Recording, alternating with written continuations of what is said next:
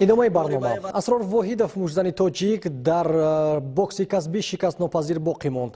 ӯ дар рақобати навбатии худ дар шаҳри Екатеринбурги Федератсияи Россия бо варзишгари ҷумҳурии Узбекистон Сардор Музаффаров вориди ринг гардид.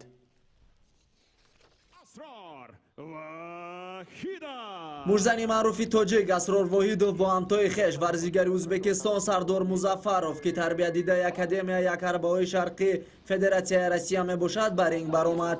муҳорибаи варзишгарон дар доираи рақобатҳои 6 раунда дар шаҳри Екатеринбурги Федератсияи Россия сурат гирифт.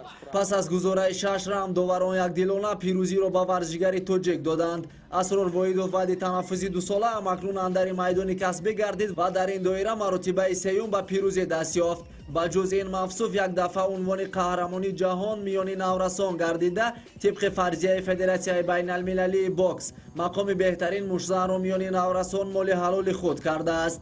ҳамчунин Асрор то марҳилаи чорякниҳоии бозиҳои универсиадаи тобистонаи қазонро ёфта дар бозиҳои осиёӣ ва ҷоми ҷаҳон низ Тоҷикистонро муаррифӣ кардааст. Раздельным решением судей победу одержал